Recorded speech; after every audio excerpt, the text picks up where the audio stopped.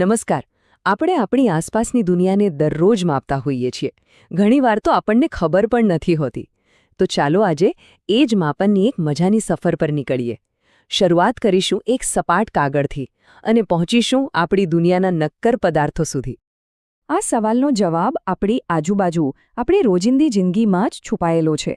આ કોઈ બહુ અઘરું વિજ્ઞાન નથી, પણ એની પાછળનું જે ગણિત છે ને, એને સમજવાની બહુ મજા આવશે. તો ચાલો આ માપનની દુનિયામાં થોડા ઊંડા ઉતરીએ. કોઈ પણ મોટી ઇમારતનો પાયો મજબૂત હોવો જોઈએ, બરાબર ને?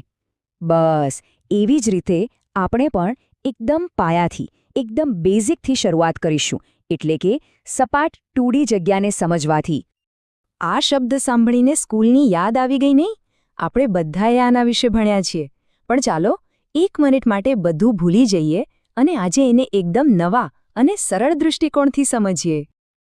એકદમ સિમ્પલ ભાષામાં કહું તો, કોઈ પણ સપાટ આકારની જે બાઉન્ડ્રી હોય એની અંદર કેટલી જગ્યા છે, બસ એનો માપ એટલે જ ક્ષેત્રફળ. એ લંબાઈ અને પહોળાઈ આ બે જ વસ્તુ પર આધાર રાખે છે. આ ઉદાહરણ તો એકદમ પરફેક્ટ છે. વિચારો, કોઈ રૂમમાં 200 ટાઇલ્સ લાગેલી છે, તો એ રૂમનું ક્ષેત્રફળ કેટલું થયું? 200 ટાઇલ્સ જેટલું. બસ ગણિતમાં આપણે આ ટાઇલ્સને ચોરસ સેન્ટીમીટર કે ચોરસ મીટર જેવા સ્ટેન્ડર્ડ નામ આપીએ છીએ. ઓકે, તો સપાટ દુનિયાની વાત તો થઈ ગઈ, પણ આપણી આસપાસની દુનિયા ક્યાં સપાટ છે? હવે આવે છે અસલી મજા, કારણ કે હવે આપણે એન્ટ્રી લઈ રહ્યા છીએ ત્રીજા પરિમાણમાં, એટલે કે ઊંડાઈ અને ઊંચાઈની દુનિયામાં. તો આ બંનેમાં ફરક શું છે? જો 2D આકાર એટલે જાણે કાગળ પર દોરેલું ચિત્ર, અને 3D એ તો આપણા હાથમાં રહેલો કોઈ પણ પદાર્થ, જેમ કે કોઈ બોલ કે બોક્સ. અને જેવું આ ત્રીજું પરિમાણ ઉમેરાયું કે તરત જ માપવાની બે નવી અને રસપ્રદ રીતો ખુલી ગઈ: પૃષ્ઠફળ અને ઘનફળ.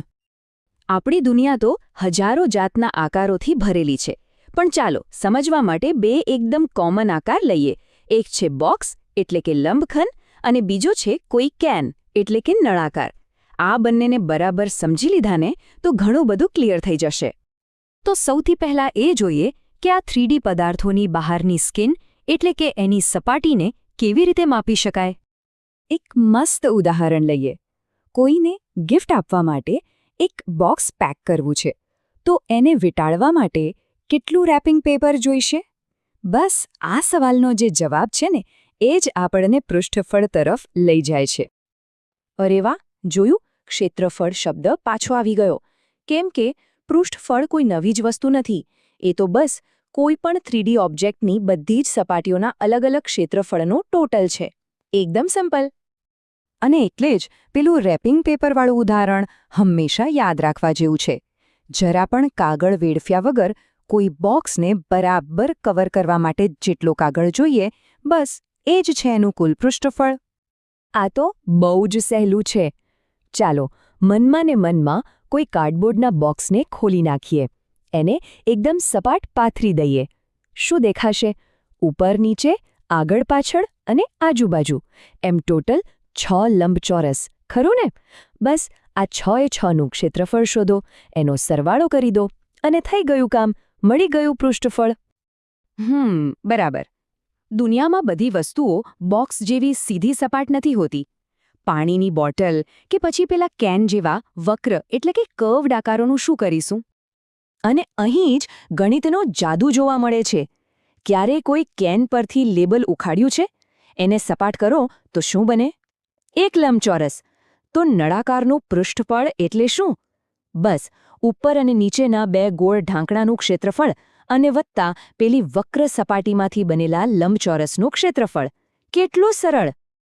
ચાલો, અત્યાર સુધી તો આપણે પદાર્થની બહારની ચામડીની, એની સ્કિનની વાત કરી, પણ હવે એની અંદર જવાનો સમય છે, એ જાણવાનો કે અંદર કેટલી જગ્યા છે. ઓકે, બહારની સપાટી તો માપી લીધી, પણ કોઈ વસ્તુ અંદરથી કેટલી જગ્યા રોકે છે એનું શું? આ એક બહુ જ ઊંડો પણ મહત્વનો કોન્સેપ્ટ છે. વાત ખાલી એ નથી કે વસ્તુ બહારથી કેટલી મોટી દેખાય છે. વાત એ છે કે એ સ્પેસમાં કેટલી જગ્યા રોકે છે. અને આને જ કહેવાય છે ઘનફળ. એકદમ સરળ શબ્દોમાં, કોઈ પણ 3D વસ્તુ કેટલી જગ્યા રોકે છે એનું માપ. પછી ભલે એ લાકડાનો ટુકડો હોય, કોઈ પથ્થર હોય કે પછી આપણે પોતે, દરેકનું પોતાનું એક ઘનફળ હોય છે. આને સમજવા માટે સ્વિમિંગ પૂલથી સારું ઉદાહરણ બીજું કયું હોઈ શકે, ખરું ને?